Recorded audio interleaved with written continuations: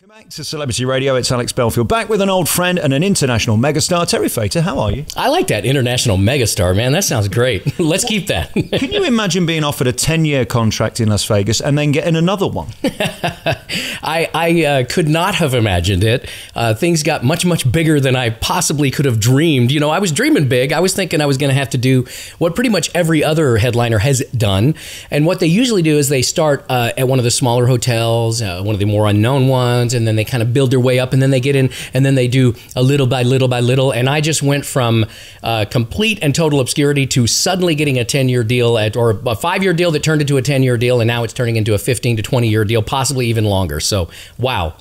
What I love as well, though, you came prepared. I mean, you'd done 600 years on the road, doing every club around the country. You'd perfected your act, so when you came here, you were ready. Exactly. And, you know, one of the things that made my appearance on America's Got Talent different from a lot of people is that I had been doing so many shows, and I had about 3 to 4 hours worth of material.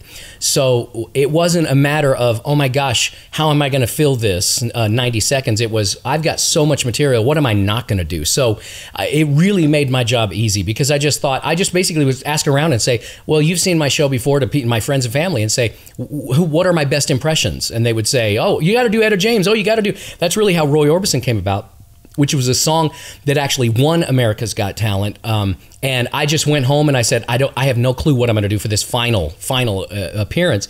And almost every single person said, you have got to do your Roy Orbison. It's one of the best impressions you do. I had never done it without moving my lips, though. So I had to actually work that whole week and learn how to sing it without moving my lips, and then I let my turtle do it. So I've said to you a million times before, I think you're one of the most charming, wonderful entertainers in Las Vegas, and it's old school but made to look modern, and that's so important. You're taking a craft that's hundreds, decades of years old, and then you make it look so cool, and that's partly down to your energy, but the beauty of these puppets too, as we see Michael there. These are things of beauty, aren't they? They're works of art. They really are, and it's a real trick to be able to find the people that can do what you want. This is exactly what I saw in my head when I thought I want a Michael Jackson puppet, because a lot of times puppets can look a little creepy. You know, they can be like a little scary, a little creepy.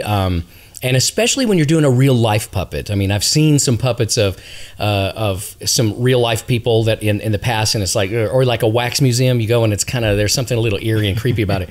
So you really have to be careful to make sure that, and look, we made sure that we had lots of soft features and exaggerated features, big eyes, you know, charming. And this is one, when you see it, you instantly recognize, and we'll see Paul McCartney in a little bit. And same thing, as soon as you see Paul McCartney, you know that's Paul McCartney. So it's a real trick, and you're right, it is an art in and of itself to have a puppet that looks so beautiful and so engaging. You immediately want to know, watch the puppet. So that's awesome.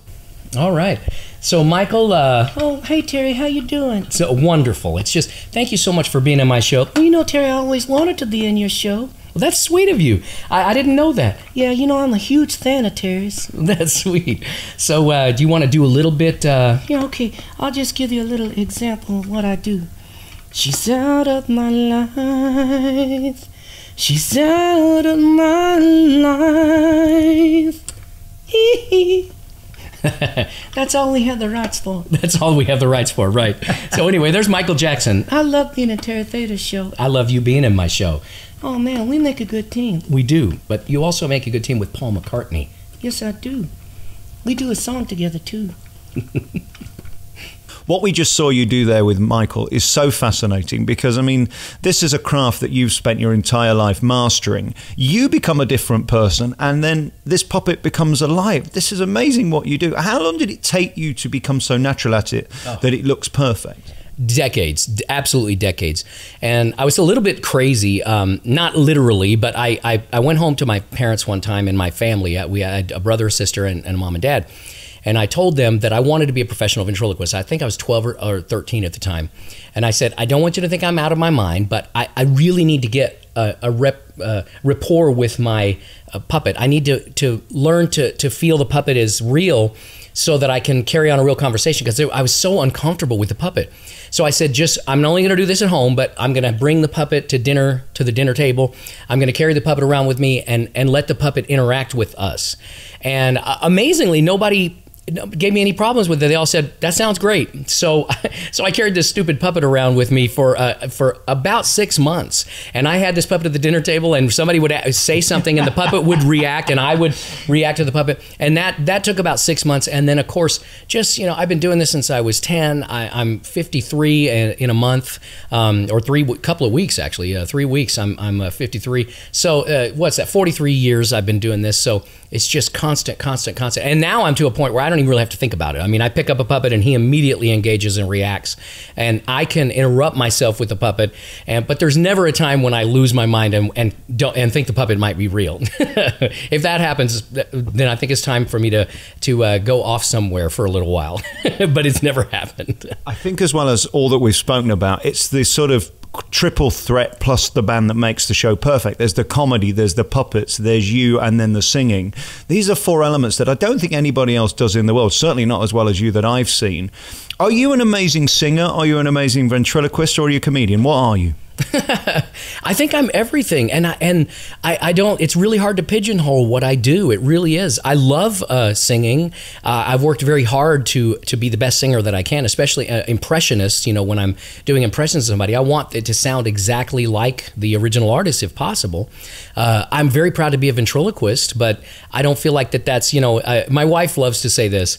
When somebody says, what do you do for a living? And if they don't know who I am, I'll say, I'm a ventriloquist. And my wife immediately will interrupt me and say, that doesn't even begin to explain what he is. And so I guess that's really true. I mean, I think I'm an all-around entertainer, and I really loved that old style where you had the Rat Pack and you had Sammy Davis Jr. who could dance and who could act and who could do comedy and who could sing.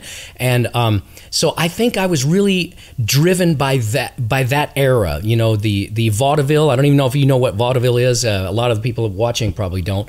But I grew up reading books about vaudeville and watching old movies and watching the Rat Pack and watching Elvis Presley and thinking, I want to be more than just one thing. I want to be able to try to bring out every bit of talent that I can possibly find in myself.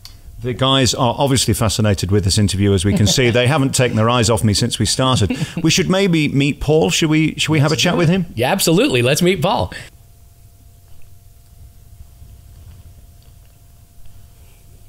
So we have Paul McCartney. Yes, one of the original Beatles. Of course, they're English. They know exactly who I am. Yes, Paul McCartney. And thank you for joining. Yes, I had to join the show because Michael starts flirting with a woman in the audience.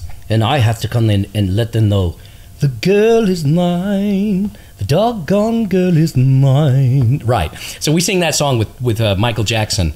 Is that the only reason I'm in the show? No, actually, you're in there. There's a lot of great comedy with Paul as well. Yes, there certainly is.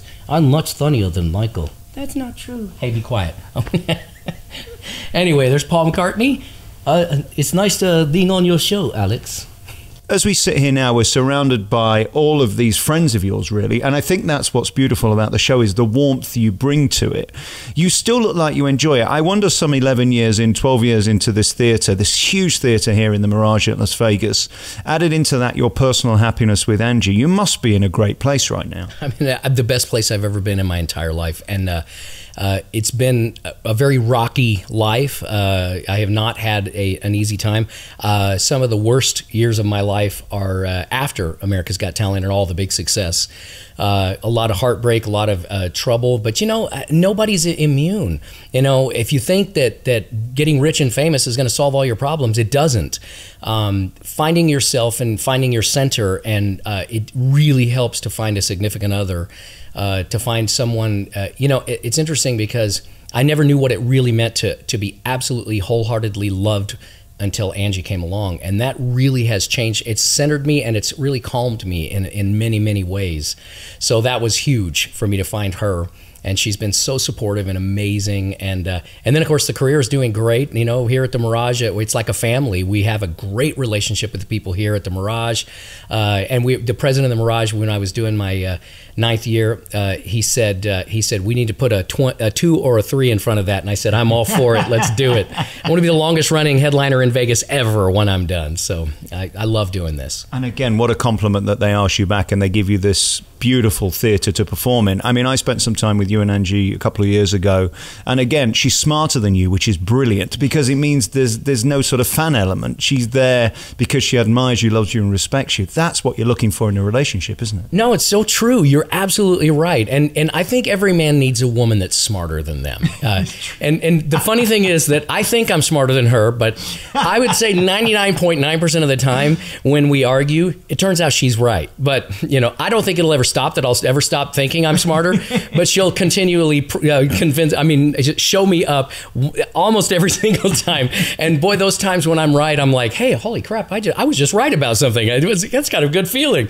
But but you know, 3 years in, we've known each other for 3 years.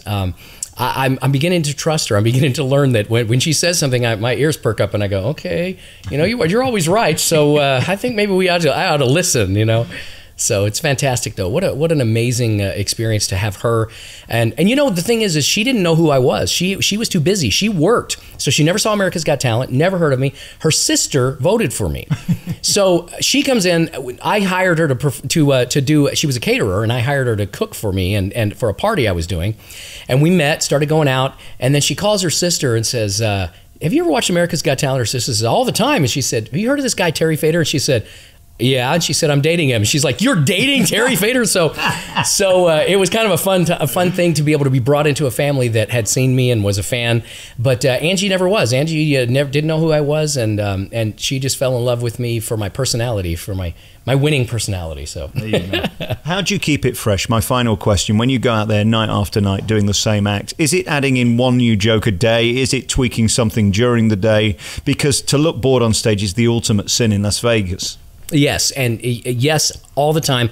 I'm always trying to find little ways that I can tweak the show, and also I keep it fresh by constantly adding new things. So every few months, few weeks, and you know, when the show starts to feel like it's settling, I say, all right, I'm going to write a whole new routine for Maynard or for Julius or for Michael Jackson, and it just keeps things really exciting and fresh for me. There's nothing like going out and trying new material because, you know, you write something and you're 100% sure it's going to work, and usually about 80% of it does, and then you have to figure out what didn't and try to find out why and maybe tweak it or just take it out, you know, and just only do the 80%. So, but it's really fun, and I think the reason that I keep it fresh, and I will always be able to keep it fresh, is because I love what I'm doing. I love it. I walk on that stage, and it's like, you know, people say, oh, you should jump out of an airplane, and you know, there's no thrill. I said, oh, you don't know what it's like when I walk on that stage. Don't need to jump out of an airplane. Don't need to do any of that crazy stuff that people do, because walking out on that's my thrill. That's the adrenaline pumping. People are cheering for you. You're making them laugh. You're making them feel good. It's fantastic. It's the best high in the world. It really is. What I love about your show more than anything is the diversity. 1 minute you can be crying. You do these very emotional moments where you pay tribute to the audience, and on a Memorial Day, I'm sure tonight's show will be extra special. Mm-hmm. You're also equally hysterical. You've got that beautiful band. It looks great. And then there you are shining throughout. So it is the perfect night out in Las Vegas here at Mirage. Terry, you were so sweet to my mum and dad a couple of years ago, and I'll never forget that. You're a top man. Congratulations on the show. Come and see Terry Fator here at Mirage. Thank you for your time. Thank you, Alex. Always a pleasure. I look forward to doing it next year. Brilliant.